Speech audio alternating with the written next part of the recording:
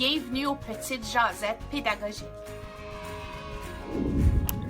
Donc, bonjour. Merci tout le monde d'être ici cet après-midi pour jaser encore une fois de la crise en petite enfance. Donc, aujourd'hui, je suis entourée de superviseurs d'un peu partout dans la province. Donc, ceux-ci sont des superviseurs qui travaillent dans les services de la petite enfance. Bonjour, je me présente Alida Lee et je suis la chef d'équipe pour Triangle Magique. On est à CPTM, on est dans un état de changement de nom, situé au site Saint-Joseph-Sudbury. Puis ça fait avoir 1 an. J'ai commencé durant la pandémie dans ce titre, donc beaucoup d'apprentissage. Moi, c'est Mélanie Healy. Je suis coordonnatrice dans le centre de Grandir Ensemble. Je suis située à Barrhaven, à Ottawa. Et puis, ça fait très, très, très longtemps que je suis dans ce poste-là. Donc, j'en ai vu des hauts et des bas. Puis disons que maintenant, c'est toute une situation qu'on doit gérer puis tout ça. Donc, c'est ça. Bonjour tout le monde, moi mon nom c'est Mélissa Bouloris, je suis la coordonnatrice à l'Étoile de l'Est avec le MIFO. Ça fait maintenant 3 ans que je suis ici. Puis évidemment, je suis d'accord avec Mélanie, là, c'est un temps très, très, très difficile dans notre domaine. Puis j'ai bien hâte d'en jaser avec vous, puis vraiment mettre les cartes à table, puis avoir des belles discussions. On est situé à Orléans, Ontario. Je suis l'adjointe à Mélissa. Donc, mon nom c'est Caroline, puis également, même chose qu'elle, on est situé à Orléans. Puis, merci de m'avoir offert cette opportunité-là. Je suis vraiment contente d'être ici. Comme tu as dit, c'est important. Donc, on veut vraiment en parler. Bonjour, mon nom est Bernadette Régnard. Je suis la consultante avec le programme de garderie à domicile avec les ressources familiales Jubilee Heritage ici à Sudbury. Donc, merci énormément à tout le monde d'être là aujourd'hui. Il y a un thème à notre jasette aujourd'hui, puis c'est pris entre deux feux. Je sais quand je l'ai mentionné au début, tout le monde était comme oui, c'est comme ça je me sens. Donc, partons avec ça. Parlez-moi de votre réalité, puis comment vous vivez être pris entre deux feux. C'est ça, on est constamment en train de trouver des remplaçants, puis nous, on pige souvent dans notre parascolaire parce que justement, nos ressources sont épuisées. Puis, tu sais, on a plein de choses qu'on veut entamer en tant que superviseur, des analyses et tout ça, mais notre temps est toujours grugé par c'est quoi le besoin actuel. Je dois trouver un remplaçant, sinon c'est moi qui va sur le plancher, puis là, ça affecte les tâches des autres. Donc, c'est ça, notre priorité, c'est constamment trouver des remplaçants, être en mode panique toujours. Je me réveille le matin, puis je regarde mon cell, puis je suis comme, OK, qui va pas rentrer aujourd'hui, où c'est que je me pitch le matin à 8 heures quand que j'arrive. Donc, c'est constamment un stress, puis veut pas, ça l'affecte ta propre santé mentale en tant que superviseur. Si nous, on va pas bien, le centre le ressent. Donc, c'est ça, c'est constamment essayer de trouver des remplaçants, puis aussi les familles le ressentent aussi le fait qu'ils peuvent même pas rentrer dans le programme puis voir l'environnement de leur propre enfant. Ça crée un genre de comme insécurité en eux, puis c'est ça, ça affecte vraiment notre domaine au quotidien. Puis les enfants le ressentent, comme vous avez mentionné, les masques. Il y a plein d'enfants qui n'ont jamais vu les éducatrices sans leur masque. C'est fou, là. Ils annoncent que peut-être bientôt on va les enlever. Ben, ça va être tellement libérateur pour nous parce que il y a même certains de nos employés au parascolaire, on n'a jamais vu vraiment leur visage sans masque, Donc, c'est ça.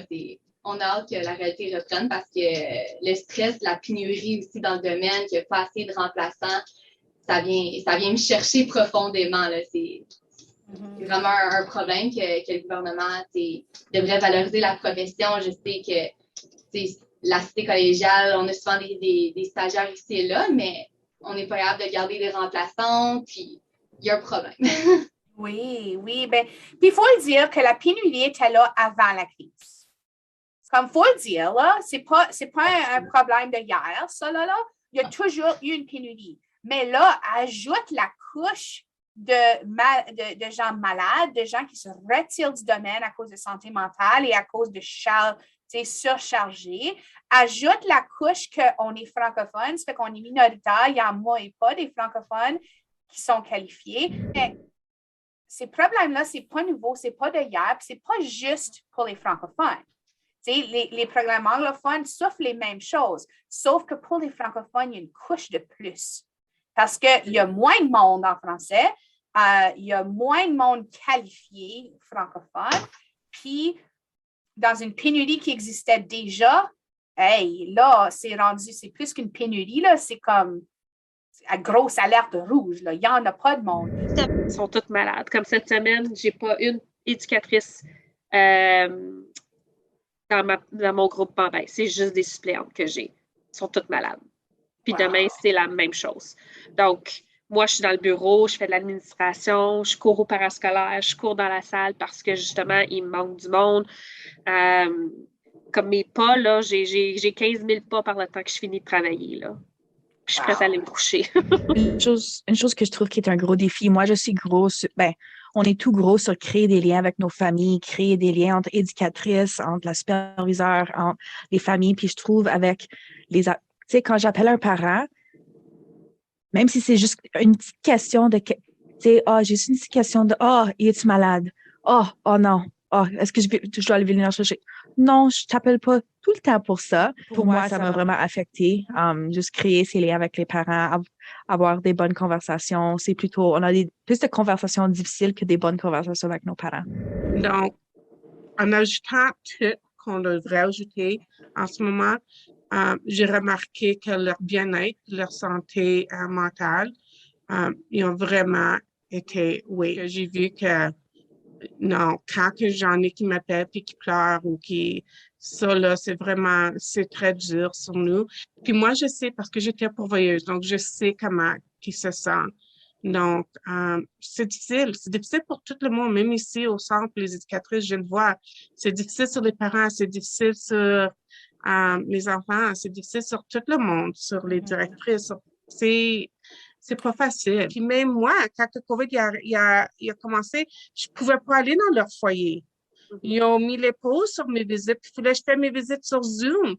Puis c'est très difficile parce que comment pour le faire sur Zoom, je peux pas voir les interactions avec les enfants.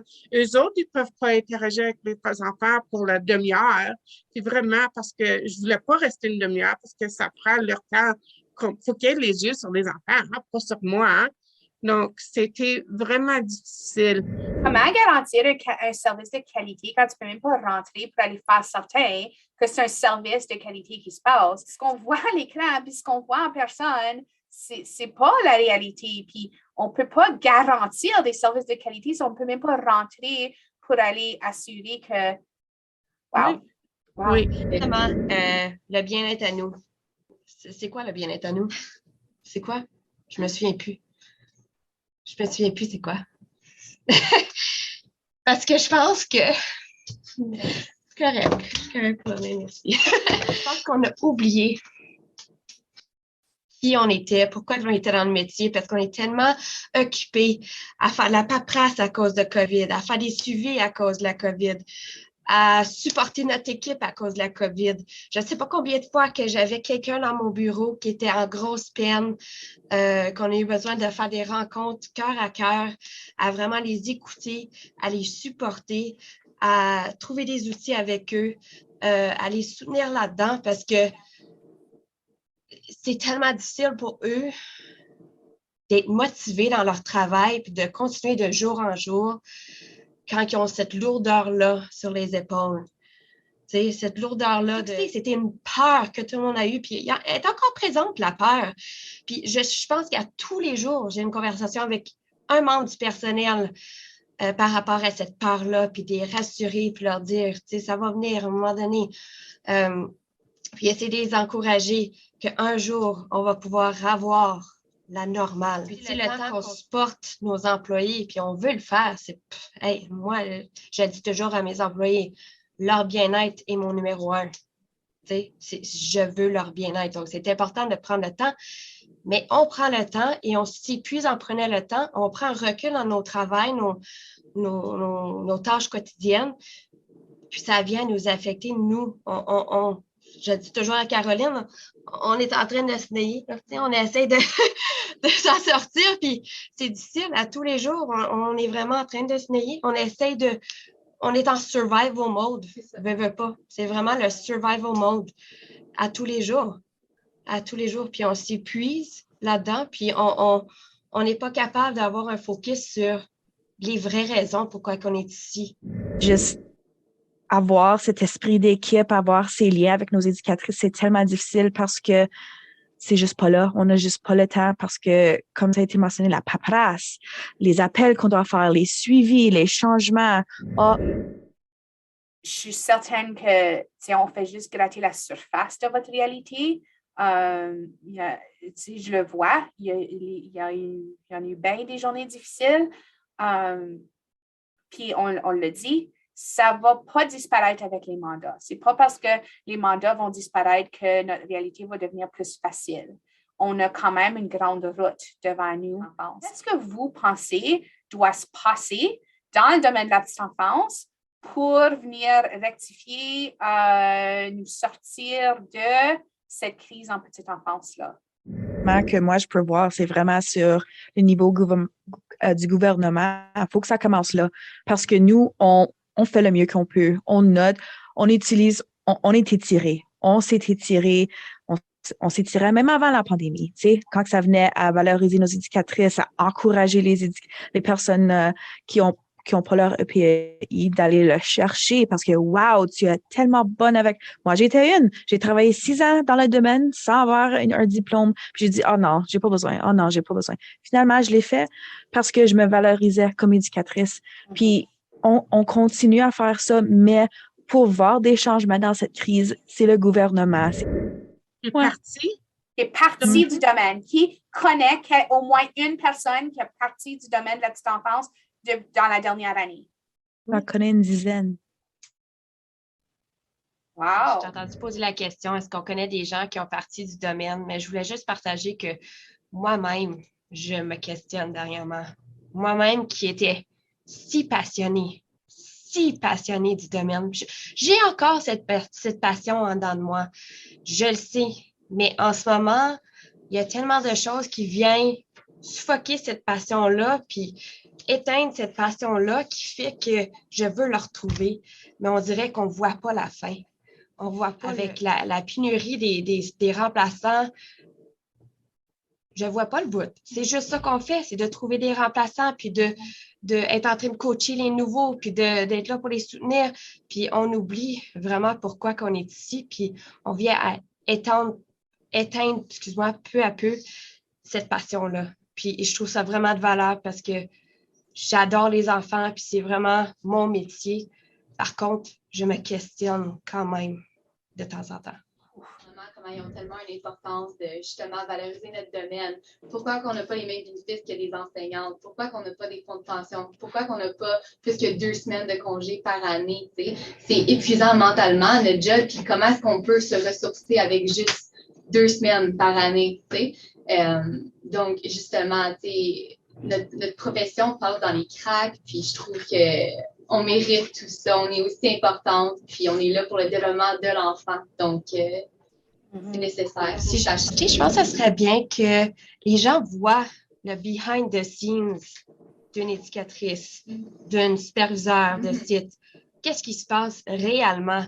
La paperasse, les suivis, toutes les choses qu'on a à faire, les éducatrices, leur connaissance, comment qui regardent le développement de l'enfant, la documentation, toutes les petites choses, on dirait que justement, les parents, le public, peut-être le gouvernement aussi même n'est pas au courant de tous ces petits détails-là du travail qui vient avec le travail qu'on a à faire au quotidien. Donc, ce que j'entends, si je retire de tout ce que vous avez dit, c'est qu'on n'est pas des gardiens et des gardiennes.